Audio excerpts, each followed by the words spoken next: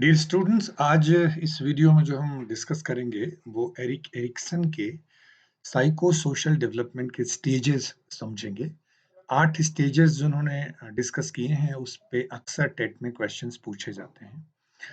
अ, ये काफ़ी कुछ सिगमंड फ्रायड से प्रभावित थे, लेकिन सिगमंड फ्रायड जहाँ इद को इम्पोर्टेंट मानते थे पर्सनैलिटी डेवलपमेंट में, इद साइकोलॉजिस्ट के रूप में जाने जाते हैं। एरिक एरिक्सन ईगो साइकोलॉजिस्ट के रूप में जाने जाते हैं, क्योंकि वो ये कहते हैं कि ईद की तो अपनी इम्पोर्टेंस है, लेकिन अल्टीमेटली जो हमारी लाइफ डिटरमाइन होती है, वो इस बात पे डिपेंड करती है कि हमारी ego over a period of time कैसे डेवलप होता है। और वो ये मानते हैं कि ego over a period of time जो एक्सटर्नल वर्ल्ड है उसके इंटरेक्शन के वजह से डेवलप होता है। तो इसीलिए फ्राइड ने जहाँ साइकोसेक्सुअल स्टेजेस की बात की है, एरिक्सन साइकोसोशल स्टेजेस की बात करते हैं। एरिक्सन एक जर्मन अमेरिकन साइकोलॉजिस्ट हैं, साइकोएनालिस्ट हैं, साइकोडायनामिक स्कूल को ही बिलॉन्ग करते हैं, लेकिन उनके आइडियाज़ को एक नए लेवल पर ये ले गए हैं। अ, जैसा कि मैंने अभी कहा कि बेसिकली ये जर्मन है, लेकिन बाद में शिफ्ट हो गए थे यूएस।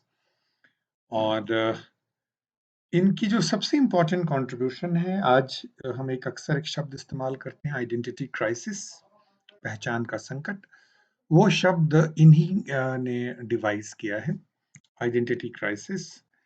और जो साइको सोशल डेवलपमेंट की जो थियरी है, पर्सनालिटी डेवलपमेंट की, उसके ओरिजिनेटर के रूप में जाने जाते हैं। ये कहते हैं कि जो इंसान की जो साइको सोशल डेवलपमेंट है, वो 8 स्टेजेस में होती है, जिसमें से 5 तो 18 साल की उम्र तक ही हो जाता है, और जो बाकी 3 है 18 साल के बाद की उम्र में विकसित होता है। और इनके हिसाब से पर्सनालिटी प्री डिटरमिन्ड ऑर्डर में स्टेज बाय स्टेज डेवलप होती है। आपको याद होगा कि फ्राइड भी स्टेजेस की बात करता है, पियाजे भी स्टेजेस की बात करते हैं। तो ये जितने भी स्टेज थियरी वाले लोग हैं, ये जो साइकोलॉजिकल प्रिंसिपल है उसको एपिजेनेटिक प्रिंसिपल कहते हैं। तो आपको ये भी एक शब्द याद होना चाहिए। जो लोग ये कहते हैं कि स्टेप्स एंड स्टेजेस में होती है, प्री डिटरमिन्ड ऑर्डर पे होती है, एक स्टेप पूरा होने के बाद अगले स्टेप पे जाती है, वो सब एपिजेनेटिक प्रिंसिपल में बिलीव करने वाले लोग हैं। तो एरिक्सन भी उसी कैटेगरी के स्कॉलर हैं। हर स्टेज में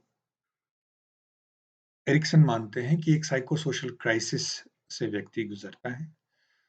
वो क्राइसिस यदि सक्सेसफुली रिजॉल्व हो जाता है तो पॉजिटिव परिणाम होते हैं, और सक्सेसफुली रिजॉल्व नहीं होता है तो नेगेटिव परिणाम होते हैं, और दोनों हमारी पर्सनैलिटी को डिटरमाइन करती है। और इसमें देखो दोनों शब्द हैं, साइको इंडिविजुअल लेवल पे और सोशल जो है वो सोसाइटी के लेवल पे है। तो ये जो कॉन्फ्लिक्ट है वो सेल्फ और सोसाइटी के बीच का जो कॉन्फ्लिक्ट है, मैं और समाज के बीच का जो कॉन्फ्लिक्ट है, वो कॉन्फ्लिक्ट का सक्सेसफुल रेजोल्यूशन एक खास तरह की पर्सनैलिटी को जन्म देता है, और अनसक्सेसफुल रेजोल्यूशन एक अलग तरीके की पर्सनैलिटी को जन्म देता है। अ, और यदि वो सक्सेसफुल रेजोल्यूशन हुआ है तो एक बेसिक वर्च्यू डेवलप होती है। तो आप इसको फिर से समझिए। वो बोल रहे हैं 8 स्टेजेस हैं। हर स्टेज पे क्राइसिस होता है सेल्फ और सोसाइटी के बीच में, और वो क्राइसिस सक्सेसफुली रिज़ॉल्व हो जाता है तो हर स्टेज में एक वर्च्यू, एक गुण जो है वो मनुष्य के व्यक्तित्व में विकसित होता है। और यही वो स्ट्रेंथ है जो हमको आगे के लेवल की क्राइसिस को, संकटों को से निपटने के लिए ताकत के रूप में काम आता है। और यदि ये फेलियर हो जाता है, वो स्टेज पर वो वर्च्यू डेवलप नहीं हो जाती है, तो आगे के जो क्राइसिस हैं उसको भी सक्सेसफुली रिज़ॉल्व करना मुश्किल हो जाता है, और पर्सनैलिटी भी अनहेल्दी डेवलप होती है, और जो सेंस ऑफ सेल्फ है, स्वयं की जो कल्पना है, स्वयं का जो विकास है वो भी सीमित हो जाता है।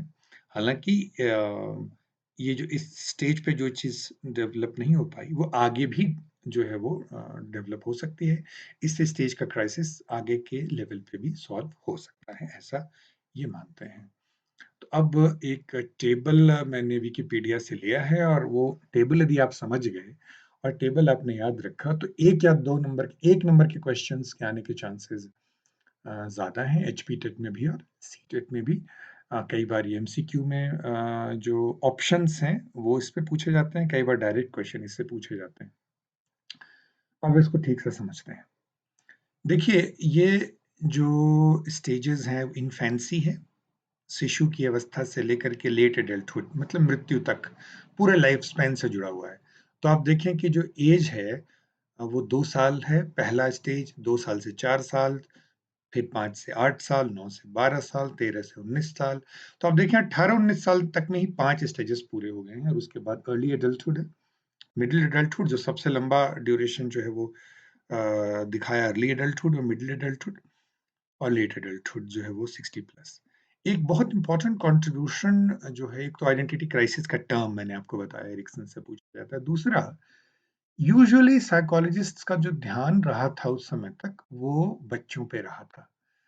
बट चाइल्डहुड के बियॉन्ड की साइकोलॉजी, खासकर middle edges, early adulthood, middle adulthood, इस पीरियड को साइकोलॉजिकली बहुत क्रूशियल नहीं माना जाता था साइंटिफिक सर्कल में। जबकि उस समय भी बहुत सारे इंपॉर्टेंट साइकोलॉजिकल माइलस्टोन्स पूरे किए जाते हैं। तो एक ये भी एरिक्सन का बहुत इंपॉर्टेंट कंट्रीब्यूशन रहा। आइए पहले स्टेज को समझते हैं। पहले स्टेज में मेरा जो फ़ोकस है वो दूसरे और तीसरे कॉलम पे ज़्यादा है। हालाँकि मैं बाकी के जो 3 कॉलम है उसकी बहुत हल्का-सा I will touch upon those columns as well. लेकिन बेसिकली आपको जो याद रखना है, वो पहले 3 कॉलम याद रखने हैं और यदि पहले 3 कॉलम आपको समझ में आ गए हैं, तो बाकी के 3 कॉलम आप गेस भी कर सकते हैं। आइए हम शुरू करते हैं। इन्फैंसी जो बच्चा अशक्त है, अबोध है, दुधमुहा बच्चा जिसको बोलते हैं ना, शिशु की अवस्था में है, उसकी जो क्राइसिस ये है कि उसकी जो नीड है, उसकी नीड जो सोसाइटी है, सोसाइटी मतलब उसकी मदर हैं या जो घर के लोग हैं, वो पूरी करते हैं कि नहीं? भूख लगते ही दूध मिलता है कि नहीं? सुसु-पॉटी आते ही उसको क्लीन किया जाता है या नहीं? अब ये यदि उसको रेगुलर प्रॉपर केयर हो जाती है, तो उसको सोसाइटी के प्रति एक विश्वास पैदा होता है। अदरवाइज़ यदि वो नेग्लेक्टेड चाइल्ड है या कब इरैटिक है, अनप्रेडिक्टेबल है, कभी तो किया जाता है, ध्यान रखा जाता है, कभी नहीं रखा जाता है, तो एक अलग तरीके की पर्सनैलिटी वो डेवलप होती है। और यदि वो प्रॉपर उसकी अपब्रिंगिंग है, प्रॉपर केयर है, मतलब सोसाइटी के प्रतिनिधि मदर हैं या जो भी केयर गिवर है, उसका रिस्पॉन्स यदि पॉजिटिव है, तो बच्चे में जो वर्च्यू डेवलप होता है, वो है होप।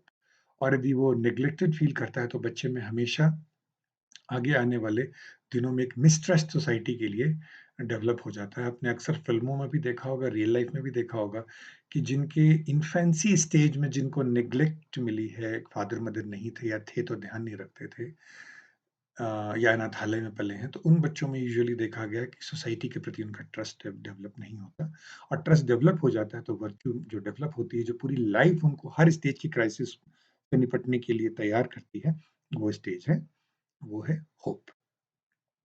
उसके बाद का जो अगला लेवल है वो टॉडलरहुड का पीरियड है 2 से 4 साल।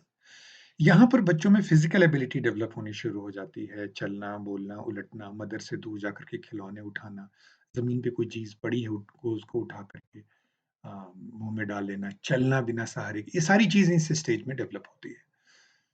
बच्चों में कहीं न कहीं ऑटोनॉमी आनी शुरू हो जाती है। लेकिन यदि पेरेंट्स उसको ऑटोनॉमस बिहेवियर को एनकरेज नहीं करते हैं, उसको डेवलप होने में सपोर्ट नहीं करते, पूरी तरह कंट्रोल करते हैं या डिस्करेज करते हैं, तो बच्चों में फिर शेम कहीं न कहीं या डाउट अपनी जो योग्यताएँ हैं, फिज़िकल एबिलिटीज़ हैं, वो डेवलप होनी शुरू हो जाती है। लेकिन पैरेंटल सपोर्ट के बाद यदि वो बहुत सारी चीज़ें इंडिपेंडेंटली कर लेता है, तो उनमें ऑटोनॉमी डेवलप होती है और इस साइकोलॉजिकल क्राइसिस से जब बच्चा निकल जाता है, तो जो वर्च्यू डेवलप होती है, उसी वर्च्यू को कहते हैं विल, इच्छा शक्ति। नेक्स्ट जो लेवल है अर्ली चाइल्डहुड, उसमें आप देखें कि इसमें बच्चा अपने इनिशिएटिव लेना शुरू करता है। खुद खेल शुरू करना की इनिशिएटिव, दोस्तों के पास जाने की इनिशिएटिव, ये सारी इनिशिएटिव्स जो हैं वो सोशल लेवल पे, फिज़िकल लेवल पे खुद करना शुरू कर देता है और पैरेंटल सपोर्ट मिलती है। तो उसमें एक सेंस ऑफ इनिशिएटिव डेवलप होती है, अदरवाइज़ उसमें एक सेंस ऑफ गिल्ट जो है वो डेवलप होना शुरू हो जाता है क्योंकि यहीं पे इसी एज में बच्चे दूसरे बच्चों के साथ खेलना-कूदने की शुरुआत करते हैं। तो उसको किस तरह से ट्रीट किया जाता है वो उस पे डिपेंड करता है और यदि इस साइकोलॉजिकल क्राइसिस से बच्चा सक्सेसफुली निकल जाता है, तो पर्पस की जो वर्च्यू है वो डेवलप होती है। लेकिन पेरेंट्स जो हैं वो हमेशा उसको डिस्करेज करते रहते हैं, तो उसको पता नहीं चलता है कि क्या मेरे लिए ठीक है, क्या मेरे लिए ठीक नहीं, मुझे करना चाहिए कि नहीं करना चाहिए। लेकिन यदि बच्चों की जो छोटी-छोटी इनिशिएटिव्स होती हैं, खुद कोई चीज़ कर लेने की इनिशिएटिव, जैसे बच्चा खुद पहले पानी नहीं पीता था, अब खुद गिलास से पानी निकाल रहा है और पेरेंट्स डिस्कस करते हैं, "क्यों ले रहा है पानी? तुमको माँगना चाहिए।" तो अब ये जो छोटी-छोटी चीज़ें हैं, तो उसमें गिल्ट जो है वो जन्म लेती है, तो उसके मन में क्वेश्चन यही चलता रहता है कि मुझे करना चाहिए कि नहीं करना चाहिए, और यदि ये पीरियड सक्सेसफुली रिज़ॉल्व हो जाता है, तो सेंस ऑफ पर्पस जो है वो बच्चों में डेवलप हो। अब जो है वो बच्चे पड़ोस में खेलना शुरू कर दिया है, स्कूल जाना शुरू कर दिया है, स्कूल में बहुत एक्टिव होने शुरू हो गए हैं। स्कूल में बहुत सारी गतिविधियाँ हो रही है, इसमें भाग लेना शुरू कर दिया है। कोई बच्चा गणित में अच्छा है, कोई स्पोर्ट्स में, कोई म्यूज़िक में, कोई दोस्तों के साथ, कोई टीचर्स के साथ। अलग-अलग एरियाज़ में उसकी जो एबिलिटीज़ हैं वो दिखनी दिखनी शुरू हो गई हैं, और किसी एरिया में नहीं दिखनी शुरू हो गई हैं, तो सेंस ऑफ इन्फीरियरिटी डेवलप होना शुरू हो जाता है। और इस पीरियड में यदि सक्सेसफुली ये क्राइसिस रिज़ॉल्व कर लेता है, तो कॉम्पिटेंस अ, की जो भावना है वो डेवलप होनी शुरू हो जाती है, योग्यता की जो भावना है वो डेवलप होनी शुरू हो जाती है। नेक्स्ट स्टेज में एरिक्सन का सबसे अधिक कंट्रीब्यूशन है एडोलेसेंट एज, जहाँ वो कहते हैं कि इस एज में बच्चा अपने घर वालों से दूर होकर के समाज के पास जा रहा है। पीयर का जो है वो रोल बढ़ता जा रहा है। रोल मॉडल की भूमिका, चाहे वो शिक्षक हो या कोई फ़िल्म स्टार हो या कोई पड़ोसी हो या बड़े भाई हो, पेरेंट्स हो, कोई भी हो, वो रोल मॉडल के रूप में डेवलप होना शुरू हो जाते हैं। और इस स्टेज में कई लेवल पे आइडेंटिटी क्राइसिस जो है वो देखने को मिलती है। For example, identity pertaining to occupation, वो साइंस का स्टूडेंट है कि आर्ट्स का, वो इंजीनियरिंग टाइप का है, मेडिकल टाइप का, या सिविल सर्विसेज टाइप का, या टीचर टाइप का। तो ऑक्यूपेशनल रोल में कंफ्यूजन शुरू हो जाता है, स्ट्रीम उसके लिए कौन सा ठीक रहेगा। सेक्सुअल रोल्स भी अब उसके चेंज होने शुरू हो गए हैं। पॉलिटिकल रोल अब उससे उम्मीद की जाती है कि वो वोट डालेगा, तो वो कांग्रेस को डालेगा कि बीजेपी को डालेगा, कि कम्युनिस्ट को डालेगा। तो पॉलिटिकल रोल, सोशल रोल जो है उसके चेंज होते जा रहे हैं, सेक्सुअल रोल्स जो है वो चेंज होते जा रहे हैं, क्योंकि इसी एज में वो सेक्सुअल रिलेशन के लिए भी उसकी बॉडी जो है वो मैच्योर होनी शुरू हो जाती है। और फ्रेंड्स, चाहे वो सेम सेक्स के फ्रेंड हो या अपोजिट सेक्स के फ्रेंड हो, उनके साथ जो है इंटरेक्शन बढ़ जाता है। तो अब यहीं पर ये, मैं हेटेरोसेक्सुअल हूँ कि होमोसेक्सुअल हूँ, मैं एसएफआई की विचारधारा मुझे अट्रैक्ट करती है कि एबीवीपी की विचारधारा, एनएसयूआई की विचारधारा अट्रैक्ट करती है। तो अलग-अलग रोल्स में जो उसकी आइडेंटिटी है वो चेंज होनी शुरू हो जाती है कि मैं साइंस टाइप हूँ या आर्ट्स टाइप हूँ या किस तरह का हूँ, कॉमर्स टाइप। तो अब ये जो कन्फ्यूजन है वो यदि दूर हो जाता है, अ, तो जो वर्च्यू डेवलप होती है वो फिडेलिटी। फिडेलिटी बेसिक आइडिया ये है कि when you can devote yourself to others without conditions, वो जो एबिलिटी है उसको फिडेलिटी कहते हैं। तो मैं कौन हूँ? आइडेंटिटी क्राइसिस, जो मैंने पहले भी कहा था, एरिक्सन का सबसे इम्पोर्टेंट कंट्रीब्यूशन है। वो एडोलेसेंस की बेसिक डेवलपमेंटल टास्क है, उस क्राइसिस से बाहर निकलना। जो डिफरेंट रोल है, सोशल, पॉलिटिकल, एकेडमिक रोल्स हैं, उसको लेकर के क्लैरिटी डेवलप होना, तो वो एक इम्पोर्टेंट साइको सोशल क्राइसिस है। नेक्स्ट, अर्ली एडल्टहुड, जहाँ जो है इंटीमेसी और आइसोलेशन, किसी के पास होना, उसको अपनी सारी चीज़ें शेयर करना, और दूर होना, उसके बीच का जो द्वंद है वो चलता है। और इस बीच में यदि सक्सेसफुली रिज़ॉल्व हो जाता है, आप रिलेशनशिप हेल्दी वे में फ़ॉर्म कर लेते हैं, तो जो वर्च्यू डेवलप होती है, वो वर्च्यू लव की वर्च्यू है। अदरवाइज़ जो आइसोलेशन है, वो बंदा अकेला हो जाता है, डिप्रेशन और इस तरह की जो बीमारियाँ हैं, वो होनी शुरू हो जाती हैं। नेक्स्ट लेवल जो है वो आपका बहुत सेकंड लेवल की प्रोडक्टिविटी जो है वो शुरू होती है, जेनरेटिविटी और स्टैग्नेशन। देखो, जेनरेटिविटी का मतलब है to make your mark so that you may be remembered even after you are not in the world. तो आप देखोगे 40 प्लस के जो लोग हैं वो इस तरह के काम करते हैं, सोसाइटी में कंट्रीब्यूट करना, बच्चों को बड़ा करना, उनको इंडिपेंडेंट बनाना, क्योंकि आपके जाने के बाद आपके बच्चे, टीचर्स स्टूडेंट्स पे मेहनत करते हैं, क्योंकि टीचर्स के जाने के बाद जो स्टूडेंट्स हैं उनकी लेगेसी को ले जाते हैं। राइटर्स अपनी बेस्ट बुक लिखते हैं ताकि उनके मरने के बाद उनकी किताबें जो है वो चले। म्यूजिशियंस अपने बेस्ट सॉन्ग कंपोज करते हैं, साइंटिस्ट अपने बेस्ट डिस्कवरीज इन्वेंशंस करते हैं, क्योंकि स्टैग्नेशन और अदरवाइज उनकी लाइफ में एक स्टैग्नेशन ठहरा हुआ जाती है। तो जनरेटिविटी का मतलब है going beyond your life, you want to contribute so that you are remembered even after you are not there in this world. तो जनरेटिविटी जिनमें नहीं होती है उनमें स्टैग्नेशन हो जाती है, और उस बीच में जो सेंस ऑफ कंट्रीब्यूशन जो डेवलप होता है, तो इस बीच में जो वर्च्यू, यदि सक्सेसफुली आप इस क्राइसिस से निकल जाते हैं, तो उस वर्च्यू जो डेवलप होती है वो है care, caring for your family, caring for your community, caring for society in general, वो सारी चीजें इसमें डेवलप होती हैं। एंड लास्ट स्टेज है जब आप अपने जीवन के आखिरी अवस्था में हैं, आप अपने जीवन को मुड़कर देखते हैं तो एक कंप्लीटनेस नज़र आती है। आपको लगता है आपने कुछ किया है ज़िंदगी में, ईगो इंटीग्रिटी है वो। और यदि आपको लगता है आपने बेकार ही वेस्ट कर दिया, कुछ भी नहीं किया, तो वो सेंस ऑफ डिस्पेयर आती है और ये सक्सेसफुली आप रिज़ॉल्व कर लेते हैं, तो जो वर्च्यू डेवलप होती है, वो विज़डम जो है वो डेवलप होती है, जिसमें आप रिफ्लेक्टिव मोड में जाते हैं और वहाँ से बेस्ट आइडियाज़ निकाल के लाते हैं।